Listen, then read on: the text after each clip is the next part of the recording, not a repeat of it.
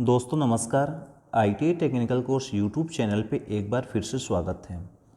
दोस्तों जो नवोदय विद्यालय के भी 8 मार्च को एग्ज़ाम होंगे उसमें से आपको जो प्लम्बर से क्वेश्चन कुछ टूल्स से पूछा जाएगा।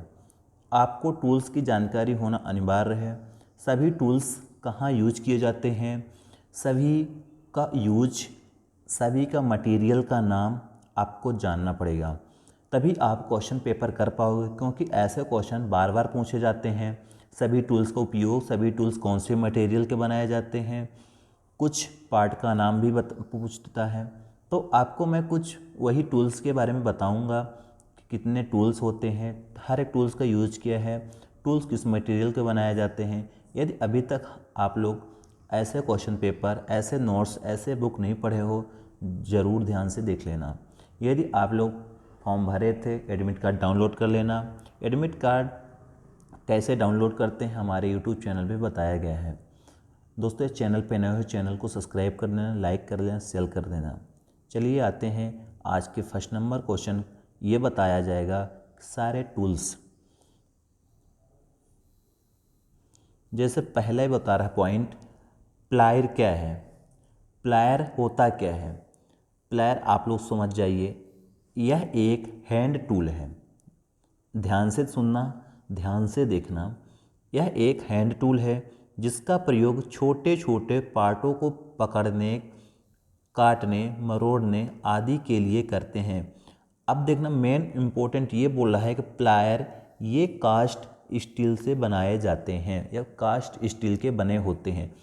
यदि आप इलेक्ट्रीशियन, प्लम्बर, वायरमैन, इलेक्ट्रीशियन कम प्लम्बर के एग्ज़ाम फॉर्म भरे हो तो ये क्वेश्चन आ सकता है।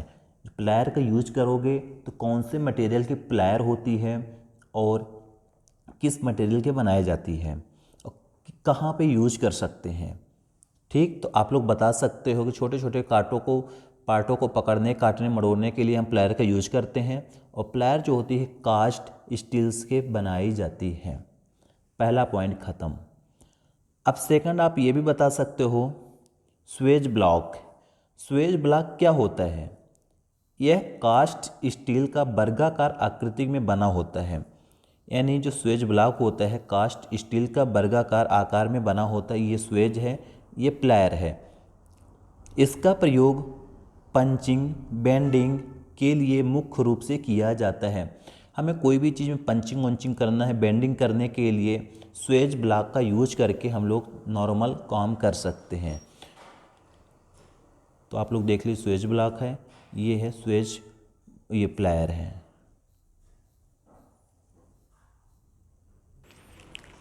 नेक्स्ट आता है संसी। सबको मालूम होना चाहिए संसी का क्या यूज है। सबको पता है, संसी की परिभाषा जानते हैं। फोर्जिंग शॉप में गर्म धातु को पकड़ने के लिए इसका उपयोग किया जाता है। संसी, इसे संडी भी कहते हैं। संसी यानी हम कोई भी गर्म धातु है उसको पकड़ने के लिए हम लोग नॉर्मल संसी का यूज करते हैं। संसी का डायग्राम दिख रहा है। फिर आता है एनविल। एनविल देख लेना, यह फोर्जिंग शॉप का मुख्य उपकरण है। इसे निहाई भी कहते हैं। जो फोर्जिंग होता है इसे निहाई भी कहते हैं। यह कास्ट स्टील से बना होता है। एनविल जो होता है दोस्तों कास्ट स्टील से बनाया जाता है। नेक्स्ट है, ये आपको बेंच वाइज दिखा देते हैं। ये बेंच वाइज है। Jaw plate, fix plate. Bench wise में दो तरह की प्लेटें होती है, एक जॉ, एक फिक्स। जॉ प्लेट मैंने एक मूवेबल होती है, इसको बोलते हैं स्पिंडल। स्पिंडल मूवेबल जॉ, ये मूवेबल जॉ है, ये फिक्स जॉ है। एक मूव करती है, आगे से पीछे खिसकती है, एक वहीं पे रहती है। इस हैंडल के माध्यम से हम उसको घुमाते हैं।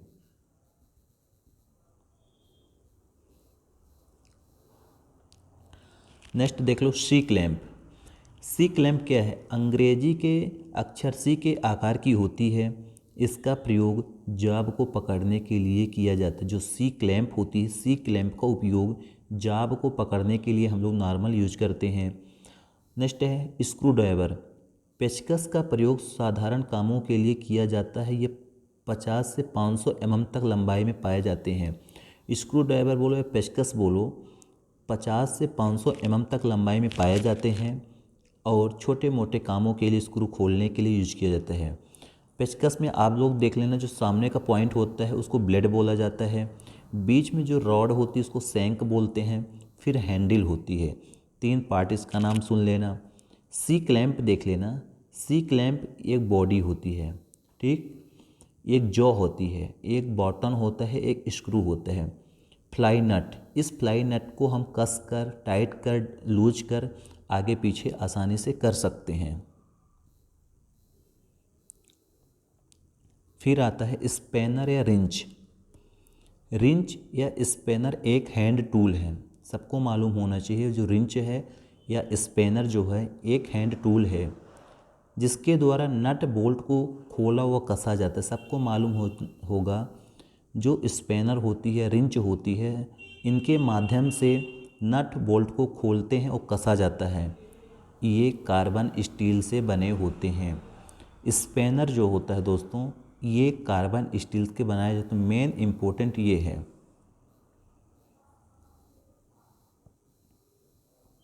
फिर आते हैं डिवाइडर। सबको मालूम होना चाहिए डिवाइडर होता क्या है। इस औजार का प्रयोग 2 बिंदुओं के बीच की दूरी मापने, वृत्त खींचने, आर्क बनाने, दूरी को समान भागों में बांटने के लिए डिवाइडर का यूज किया जाता है। Firm joint, big joint, needle joint, firm joint divider, ये डिवाइडर हुआ। मार्किंग टेबल, सबको मालूम होगा कि इस टेबल पर मुख्यतः जाव पर की गई मार्किंग तथा स्थायी करने के लिए पंच व हैमर की सहायता से मार्किंग की जाती है। यहाँ पे मार्किंग टेबल होती है, इसमें हम लोग जाब को रख करके काम करते हैं कोई भी चीज़। ये होता है डिवाइडर। डिवाइडर में हम 2 वस्तुओं, 2 बिंदुओं के बीच की दूरी मेजर करते हैं, अलग करते हैं। एक होता है सरफेस प्लेट। यह क्लोज ग्रेन कास्ट आयरन या ग्रेनाइट या ग्लास से बनी होती है। यह आयताकार या वर्गाकार आकृति में होती है सरफेस प्लेट। कैलीपर देख लेते हैं, कैलीपर कैसे होता है। जैसे है बाहरी कैलीपर यानी आउटसाइड कैलीपर। इस औजार का प्रयोग जाब की बाहरी व्यास जैसे लंबाई, चौड़ाई, ऊंचाई तथा गोलाकार जाब का बाहरी व्यास एक ज्ञात करने के लिए किया जाता है। आउटसाइड कैलीपर मुख्यतः 2 प्रकार के होते हैं, spring type, firm joint type. 2 तरह के बाहरी कैलीपर या आउटसाइड कैलीपर होते हैं। फिर होता है इनसाइड कैलीपर यानी आंतरिक कैलीपर। इस औजार का प्रयोग जाब की अंदरूनी माप के लिए किया जाता है। इनसाइड जो कैलीपर होता है, इनसाइड कैलीपर का उपयोग जाब की अंदरूनी मेजर करने के लिए किया जाता है। गोलाकार छिद्र या स्लॉट की चौड़ाई का माप लिया जाता है। ये 2 प्रकार के होते हैं।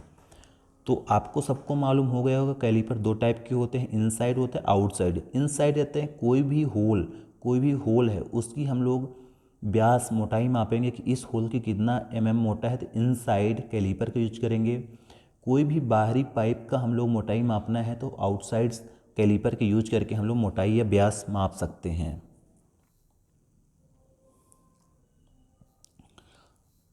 ऑड लेग हर्माफ्रोडाइट या कैलीपर, यह एक मार्किंग टूल है। इसके द्वारा जाब की सतह पर समानांतर लाइनें खींची जाती हैं। गोल छड़ का केंद्र बिंदु निकालने के लिए इसका प्रयोग किया जाता है। नेक्स्ट है steel tape rule. Steel tape rule क्या होता है? यह एक फोल्डिंग स्टील टेप रूल है। फोल्डिंग कहे तो हम उसको घुमा घुमा के फोल्ड भी कर सकते हैं, जेब में भी रख सकते हैं। इसकी लंबाई 6 फुट तक होती है। स्टील टेप रूल की जो लंबाई होती है 6 सेंटीमीटर या 6 फुट तक होती है। वर्कशॉप में इसका प्रयोग अधिकतर किया जाता है। स्टील टेप रूल का उपयोग सबसे ज़्यादा वर्कशॉप में किया जाता है। स्टील टेप रूल के बाद गुनिया आती है। सबको मालूम होना चाहिए गुनिया क्या है। इस औजार द्वारा जाब की फ्लेसमेंट की जांच की जाती है तथा जाब की साइडें 90 पर बनी है या नहीं, 90 के कोण पर एक जांचा जाता है। कहीं भी 90 के मेजर करना हो कोण पर तो वहाँ पे हम लोग गुनिया ट्राई स्क्वायर का यूज कर सकते हैं। ये होता टेप है, ये है गुनिया। स्क्राइबर, स्क्राइबर है यह एक मार्किंग टूल है। जो दोस्तों स्क्राइबर है मार्किंग टूल है, इसका उपयोग मार्किंग करते समय लाइन लगाने के लिए किया जाता है। आमतौर पर 150 से 200 mm लंबाई पर पाए जाते हैं स्क्राइबर।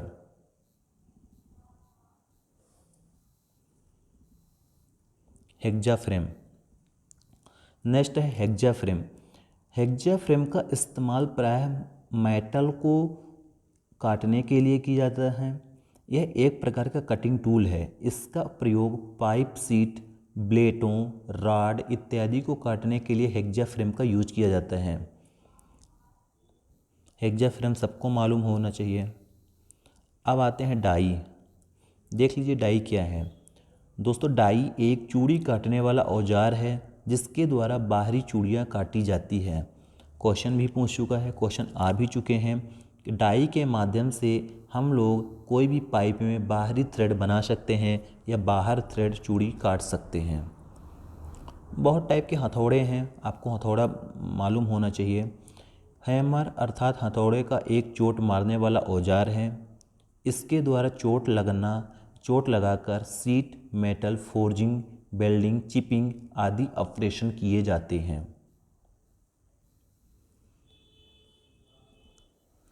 स्टील रूल तो आपको पता ही होगा। टेप,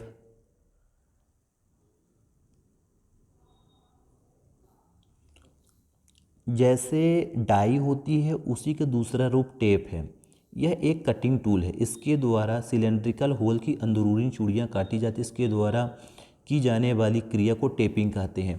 टेप के माध्यम से किसी होल के अंदर हम थ्रेड निकाल सकते हैं, चूड़ी काट सकते हैं। दोस्तों जो पाइप होती है, पाइप के बाहर चूड़ी निकालने के लिए डाई का यूज करते हैं। पाइप के अंदर चूड़ी काटने के लिए टेप का यूज किया जाता है। टेप बहुत अच्छा होता है, टेप पढ़ लेना। टेप रिंच है। टेप रेंच हाथ द्वारा टेपिंग या रिमिंग करते समय जिस औजार द्वारा टेप या रिमर को पकड़कर घुमाया जाता है उसे टेप रेंच कहते हैं। यही है टेप रेंच, सबको मालूम होना चाहिए टेप रेंच क्या है। ड्रिल, ये ड्रिल है, ड्रिल मशीन है। ड्रिल द्वारा धातु में सुराख करने के लिए जिस मशीन का उपयोग किया जाता है उसे ड्रिलिंग मशीन कहते हैं। ड्रिलिंग मशीन ये दोस्तों ये होता है कि हम किसी भी चीज़ में होल कर सकते हैं। ड्रिल चक्र, ये ड्रिल चक्र है आपको। Tank, सैंक, body. ड्रिल चक्र के माध्यम से हम ड्रिल बिट को निकाल सकते हैं और साज सकते हैं, फिट कर सकते हैं। अब ड्रिल चक्र के बारे में जान जाइए कि है क्या। यह एक होल्डिंग डिवाइस है। इसके द्वारा स्ट्रेट सैंक ड्रिलों को पकड़ा जाता है। इसके 3 जा होते हैं जिन्हें चाबी से चलाया जाता है। उसी तरह रीमर, यह एक कटिंग टूल है जिसके द्वारा ड्रिल किए हुए सुराख को शुद्ध साइज में बनाया जाता है। इसके द्वारा की जाने वाली क्रिया को रीमर कहते हैं। दोस्तों इसके आगे के कंटिन्यू देखने के लिए छेनी से हम नेक्स्ट वीडियो में बनाएंगे। वीडियो की लंबाई बढ़ रही है।